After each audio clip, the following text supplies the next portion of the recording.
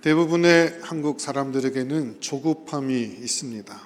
그래서 세계적으로 유행시킨 한국어가 바로 뭐죠? 빨리빨리. 외국인들도 제일 먼저 한국에 오게 되면 배우는 단어가 빨리빨리라는 단어라고 합니다. 우리들은 뭐든지 빨리 해야만 직성이 풀립니다. 자판기에서 커피 꺼내다가 손을 디는 민족은 흔하지 않다고 합니다. 이런 급한 성격이 우리의 믿음 생활에도 그대로 드러납니다. 하나님 말씀으로 훈련받고 믿음이 성장하는 중요한 시간을 가지지 못한 채 은혜를 받았다 하면 교회에서 일부터 시작하는 경향이 있습니다. 그러다 보니까 훈련된 제자들이 교회 안에 생각처럼 많지가 않습니다. 시간이 지나면서 마치 한국 교회는 부실 공사를 한 건물처럼 되었습니다. 세상을 변화시키기는커녕 오히려 교회의 본질을 잃어갈 위기에 빠지게 되었다고 할 수 있습니다. 조급한 것은 좋은 것이 아닙니다. 어떤 면에서 믿음이란 잘 기다리는 것입니다. 왜 사람들이 조급합니까? 믿음이 없어서 그렇습니다. 어떤 상황에서도 하나님을 신뢰함으로 인내할 수 있어야 그것이 진정한 믿음이라고 할 수 있습니다. 급한 성격의 소유자는 좋은 믿음을 갖기가 여간 어려운 것이 아닙니다. 오늘 우리가 읽은 본문에 보면 주님께서는 제자들에게 두 가지 명령을 내리십니다. 하나는 예루살렘을 떠나지 말라라는 것이었고, 또 다른 하나는 아버지께서 약속하신 것을 기다리라는 것이었습니다. 사실 주님의 소원은 많은 영혼들을 구원하는 것입니다. 주님은 이것 때문에 이 땅에 오셨습니다. 사람들을 구원하기 위해 십자가에서 죽으시고 사흘 만에 부활하셨습니다. 또 주님은 부활하신 후에도 곧바로 승천하시지 않고 40일 동안이나 제자들과 함께 있으면서 하나님 나라의 일에 대해 가르치셨습니다. 그리고 승천하시기 전에는 너희는 가서 모든 민족으로 제자를 삼아 아버지와 아들과 성령의 이름으로 세례를 주라고 긴급하게 명령하셨습니다. 그런데 오늘 본문에서는 그런 긴급한 상황 속에서도 주님께서는 제자들을 전도 현장에 투입시키지 않으시고 오히려 예루살렘을 떠나지 말고 아버지 약속하신 것을 기다리라고 말씀하셨습니다. 저는 참 이것이 의미심장한 명령이라고 생각합니다. 여러분 보십시오. 기다리는 것이 쉽습니까? 행동하는 것이 쉽습니까? 어떤 의미에서는 행동하는 것이 더 쉽습니다. 기다리는 것은 참 어렵습니다. 오늘날 많은 그리스도인들이 실패하는 것은 바로 이 기다림에서부터입니다. 하나님은 하나님을 신뢰하고 기다릴 줄 아는 사람들을 택하여 하나님의 일에 사용하셨습니다. 성경에 나타난 위대한 믿음의 사람들은 한결같이 이 기다리는 것을 잘했던 것 같습니다. 아브라함은 75세 때 하나님의 부르심을 받고 25년을 기다려야 했습니다. 요셉은 어렸을 때 청소년 시기라고 할 수 있는 17살에 하나님이 주신 꿈을 가졌지만 그 꿈을 이루기 위해서는 최소 13년 이상의 애굽에서의 고통의 시간들을 기다려야 했습니다. 모세도 마찬가지입니다. 하나님께 쓰임받기 위해서 미디안 광야에서 무려 40년 동안이나 훈련을 받아야 했습니다. 사도 바울 역시 마찬가지입니다. 다메섹 도상에서 주님을 만난 후에 3년 동안 아라비아 광야 그 사막에 숨어서 주님과 깊은 교제를 나누었습니다. 우리의 약점은 바로 기다리고 훈련받는 시간이 별로 없다는 것입니다. 여러분 보십시오. 나무로 집을 짓는데 6개월이면 족합니다. 그러나 나무 한 그루를 키우는 데는 100년의 세월이 걸립니다. 그냥 나무로 집 짓는 것만 생각하지 나무를 키우는 일에는 별로 사람들이 관심이 없습니다. 우리 교회가 하나님께서 역사하시는 크고 놀라운 일들을 보려면 마치 나무를 키우듯이 사람을 키우는 일부터 시작해야 합니다. 항상 하나님의 일은 사람을 선택하고 그 사람을 훈련시키고 키우는 일에 힘을 기울이고 거기에 투자하게 될 때 그 공동체가 밝은 미래가 있는 것입니다. 오늘 본문을 통해서 주님은 우리에게 몇 가지 중요한 믿음의 원리들을 가르쳐주고 있습니다. 첫 번째로, 그렇다면 우리가 주님께서 기다리라고 말씀하셨는데 무엇을 기다려야 합니까? 바로 성령의 기름 부음을 기다려야 한다는 것입니다. 주님께서는 제자들에게 예루살렘을 떠나지 말고 아버지의 약속하신 것을 기다리라고 말씀하셨습니다. 자, 우리 본문 5절 말씀 한번 같이 한번 읽어보도록 하겠습니다. 자, 5절 말씀 한번 다 같이 큰 목소리로 같이 합독해서 읽겠습니다. 시작. 요한은 물로 세례를 베풀었으나 너희는 몇 날이 못되어 성령으로 세례를 받으리라 하셨느니라. 여기 보면 요한의 물 세례와 성령 세례라는 단어가 나옵니다. 많은 신학적인 검토가 필요하지만 대체로 이 요한의 물 세례란 시슴, 즉 죄사함과 구원의 사건을 의미한다고 할 수 있고, 반면 성령 세례란 세례를 받는 것처럼 성령으로 그 위에 부어주심을 말한다고 할 수 있습니다. 여러분, 성도들이 세상을 살아갈 때 가장 필요한 것이 바로 하나님의 능력입니다. 물론 지식도 필요하고 돈도 필요합니다. 어떤 노하우도 필요하지만 사실 성도들에게 가장 필요한 것은 바로 성령의 능력입니다. 우리가 하나님의 능력 없이 어떻게 이 세상을 이기며 살아갈 수 있겠습니까? 하나님의 능력을 체험하지도 않고 어떻게 전도하는 삶을 살 수 있겠습니까? 하나님의 다스림, 하나님의 영광을 체험하지도 않고 어떻게 주님께서 우리에게 주신 사역을 감당할 수 있겠습니까? 할 수 없다는 것입니다. 오직 성령이 임해야 합니다. 그래야 권능을 받습니다. 그리고 그 후에 우리는 주님의 증인이 될 수 있다고 말씀하고 있는 것입니다. 여러분, 이것은 우리가 주님의 사역을 감당하게 될 때 가장 중요한 원칙 중에 하나입니다. 우리는 예수님의 삶과 사역을 통해서 이 사실을 더욱더 명확하게 배울 수가 있습니다. 마태복음 3장 16절부터 17절을 보게 되면 예수님께서 세례 요한에게 세례를 받으시는 이야기가 기록되어 있습니다. 사실 예수님은 세례를 받을 필요가 없었습니다. 죄가 없으시기 때문입니다. 그러나 주님은 온 인류의 죄를 담당하시기 위해서 스스로 죄인된 모습으로 이 땅에 오셨습니다. 그래서 세례를 자청하신 것입니다. 세례를 통해서 예수님은 인간들의 죄를 짊어지신 것입니다.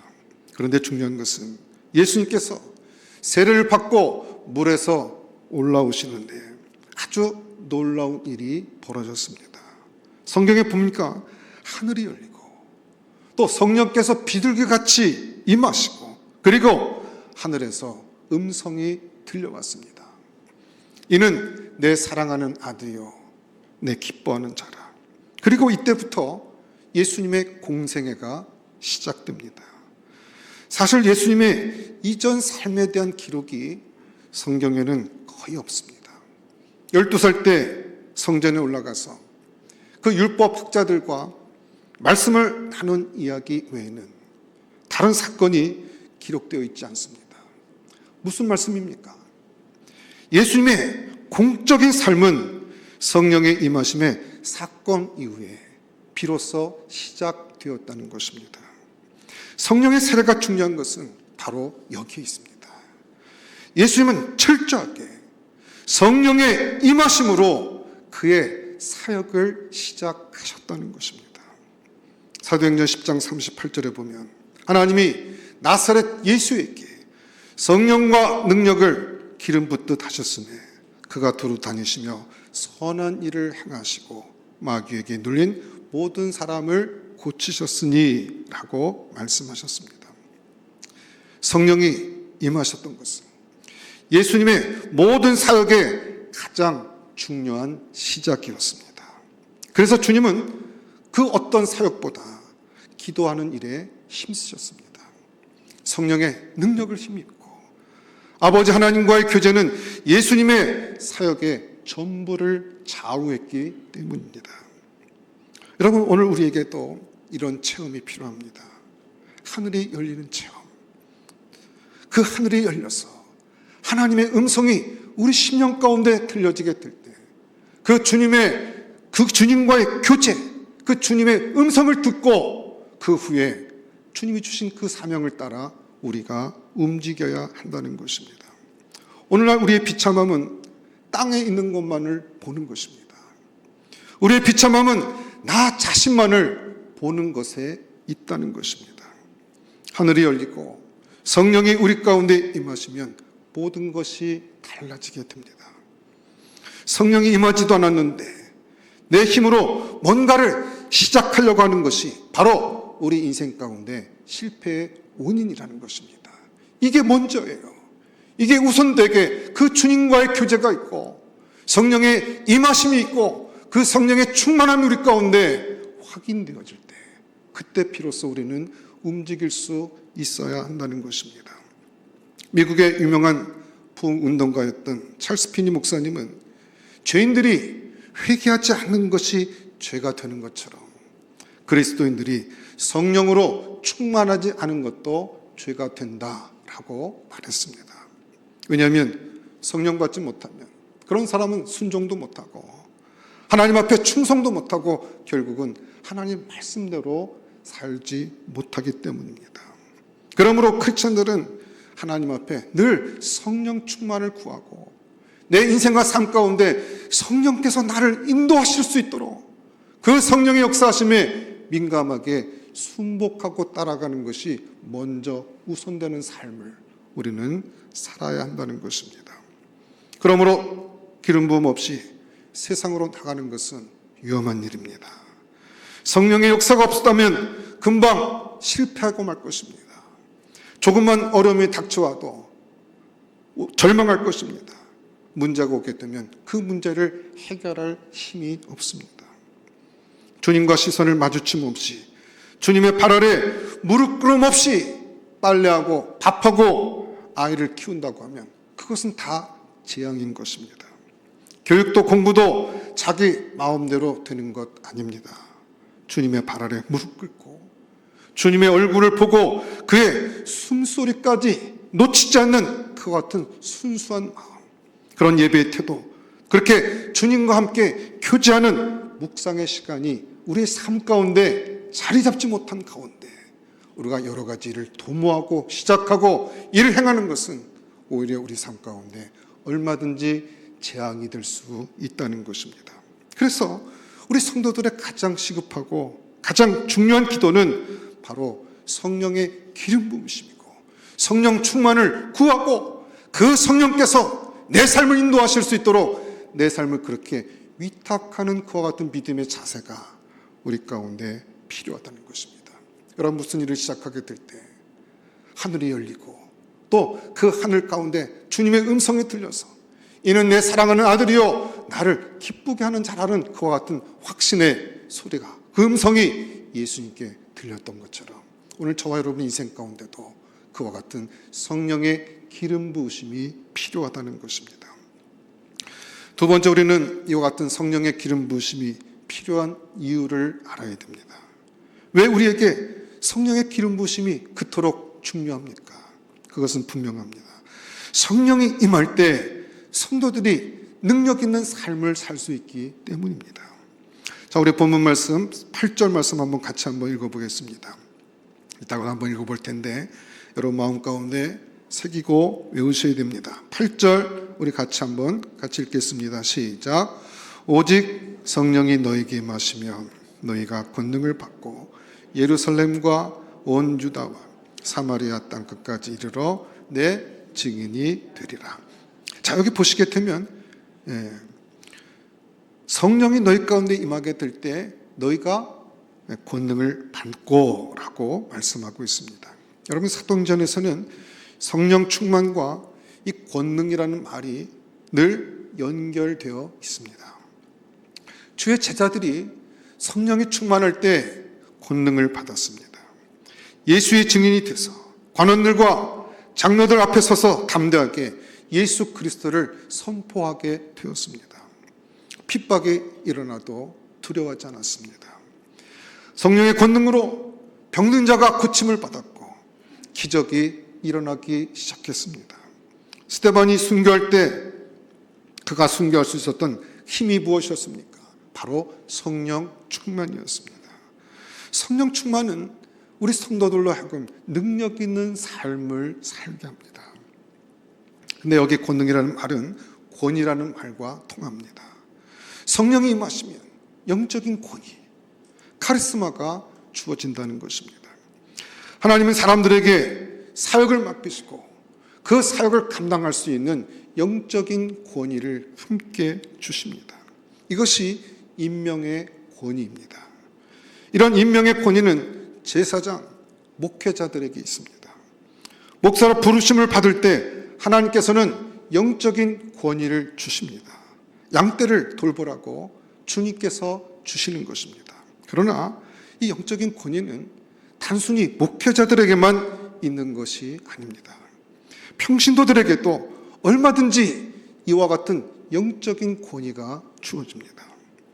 성령의 임하심을 체험한 사람들은 영적인 자신감, 영적인 확신을 가집니다. 악한 영들과 귀신들을 내어쫓고 그것을 결박할 수 있는 권세가 주어집니다. 영적 확신이 있는 사람들은 어떤 일을 당해도 당황하지 않습니다. 왜냐하면 하나님의 능력을 체험했기 때문입니다. 여러분에게는 이와 같은 영적인 권위가 있습니까? 영국의 짐 그레이엄이라고 하는 침례교 목사님이 계십니다.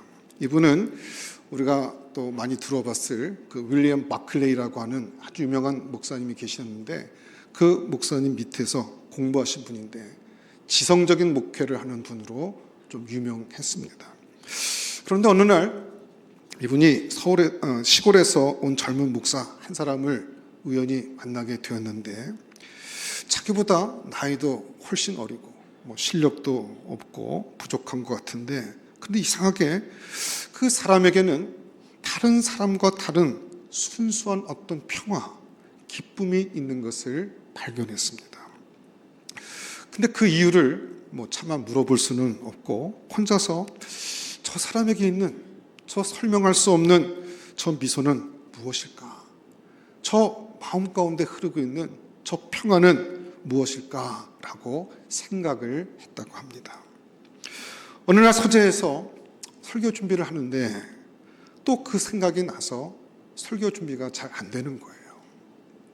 가만히 앉아 있는데 갑자기 성령께서 그 심령을 만져주기 시작했습니다. 자신도 모르게 눈물이 나고 그리고 하나님 앞에 엎드려서 통곡하며 기도하기 시작합니다.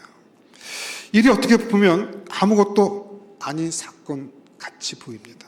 그런데 그에게는 굉장히 중요한 사건이었습니다.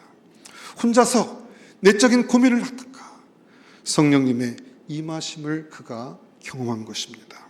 그때부터 이 짐 그레이엄 목사님이 달라졌습니다. 그가 목회하는 목교회도 달라지기 시작합니다.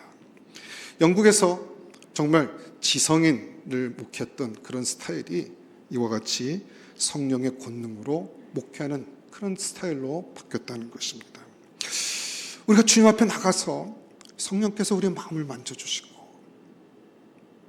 내 내면에 갖고 있는 고민들, 주 앞에 나가서 하나님만 내 문제를 해결할 수 있다고 믿는 그 믿음을 갖고 주 앞에 나올 때 성령께서 우리의 마음을 만져주시고 터치해 주시고 그리고 그 하나님의 만져주심을 통해서 그와 같은 성령의 능력과 권위가 우리 가운데 입혀지는 그와 같은 믿음의 순간들이 우리 가운데는 필요하다는 것입니다. 여러분들을 잠 못 이루게 하는 그런 밤이 여러분 인생 가운데 있기를 저는 소망합니다. 아무도 없는 곳에서 조용히 깊은 눈물을 흘리며 그 성령의 임재하심을 체험하게 될 때, 그때 비로소 우리는 하나님이 기뻐하시는 그와 같은 믿음의 삶을 살 수 있을 뿐만 아니라 하나님이 주시는 그와 같은 영적 권위를 가진 믿음의 인생을 사는 것입니다. 세 번째, 성령이 임하시면 이와 같은 영적인 권능을 받을 뿐만 아니라 비로소 우리는 예수의 증인이 될 수 있습니다. 성령의 세례는 우리로 하여금 예수의 증인이 되게 하는 것입니다. 8절 말씀 우리 좀 전에 읽었습니다만, 오직 성령이 너희에게 임하시면 너희가 권능을 받고 예루살렘과 온 유대와 사마리아 땅끝까지 이르러 내 증인이 되리라 말씀하십니다. 이 구절은 사도행전 전체 요절이요, 또한 선교 헌장이라고 불리는 너무나도 유명한 말씀입니다. 간혹 전도하는 것을 교인들의 숫자를 늘리는 것이나 교회 성장을 위한 수단쯤으로 여겨서 부정적으로 생각하는 사람들이 간혹 있습니다. 그러나 전도는 교회와 성도들의 존재 가치와 바로 직결되는 너무나도 중요한 사역임을 우리는 알아야 합니다. 전도의 명령은 해도 되고 안 해도 되는 것이 아니라 주님의 지상명령, 하나님의 절대적인 명령입니다. 그러므로 교회 성도들은 주님의 이 명령에 반드시 순종해야 합니다. 사탄의 유혹을 받아 타락해버린 인류를 구원하시기 위해서 하나님께서는 이미 오래전부터 교회 설립을 계획하셨습니다. 마침내 하나님께서는 독생자 예수 그리스도를 이 땅에 보내셔서 인류의 죄악을 위해서 온갖 고난과 수욕을 다 당하게 하시고 십자가 죽음으로 인류 구원의 근거를 마련하셨습니다. 그리고 그 십자가의 핏값으로 구속한 성도들로 하여금 본격적인 구원 활동을 할 수 있도록 전도의 전진기지요, 구원의 전진기지가 되는 교회를 설립하신 것입니다. 그러므로 교회는 특권이 있는 동시에 사명이 있습니다. 교회 특권은 그리스도의 핏값으로 거저 얻은 이 구원의 은혜를 누리면서 또한 이 구원의 은혜를 땅끝까지 전해야 될 사명이 있다는 것입니다. 또한 전도는 하나님께서 가장 기뻐하시는 것입니다. 고린도전서 1장 21절에 하나님의 지혜에 있어서는 이 세상이 자기 지혜로 하나님을 알지 못하는 고로 하나님께서 전도에 미련한 것으로 믿는 자들을 구원하시기를 기뻐하셨다라고 말씀하고 있습니다. 전도는 바로 하나님의 한 분밖에 없는 아들 예수 그리스도를 희생시켜 가면서까지 인간을 구원하시고자 하는 그 하나님의 뜻을 성취시켜 드리는 일입니다. 그러므로 인간이 하나님을 최대로 기쁘시게 할 수 있는 것이 바로 전도하는 것입니다. 그러므로 전도는 성도에게 생소하거나 귀찮거나 싫은 일이 아니어야 합니다.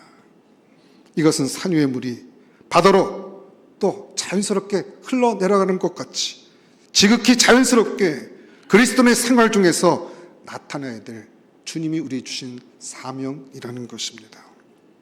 그럼에도 불구하고 전도하고자 하는 생각이 전혀 없는 성도라면 자신이 진정한 그리스도인지 자기 자신을 검토해 보아야 한다는 것입니다. 참 그리스도인이라고 하면 반드시 전도에 대한 열의를 갖게 된다는 것입니다. 전도에 대한 열의가 있으면 그건 어떤 대가도 지불하고서라도 주님의 이 지상 명령에 순종하게 되는 것입니다. 찾아가는 수고를 마다하지 않습니다. 어부가 물고기를 잡으려면 물고기가 있는 곳으로 가야 되지 않겠습니까? 우리는 이웃을 찾아가고 친구를 찾아가고 친척을 찾아가는 그런 수고를 아끼지 말아야 합니다. 한 영혼을 구원하는 데 있어서는 많은 그 희생의 대가가 필요하다는 것입니다. 작년에 그 평택에서 제자 훈련에 관한 그 세미나가 있어서 참석했는데 그 과정 가운데 구역 인도를 하는 것을 참관하는 기회가 있었습니다. 그 구역 예배를 모이는 것을 이렇게 참관한 사람들은 이렇게 의자에 앉아 있고 거기서 구역 예배를 이렇게 실제로 드리는 것을 현장 학습을 했습니다. 근데 마침 그때 여자 집사님 한 분이 간증 내지는 그 일주일의 삶을 이렇게 나누는데 그 중에 하나가 자신이 전도했던 얘기를 그렇게 소개를 하더라고요. 매 주일마다 전도한 사람을 택시에 태워가지고 교회까지 모시고 간다고 합니다. 그리고 주일 헌금을 드릴 때는 자기가 하도록 하지만 구역 예배 때 헌금은 그 여자 집사님이 도와주신다고 얘기를 했습니다. 그 초신자가 믿음이 들어가기까지는 그렇게 어린애처럼 돌보면서 그렇게 섬기게 되는데 보통 한 6개월 정도 아주 피나는 그와 같은 수고와 노력을 한다고 이야기를 했습니다.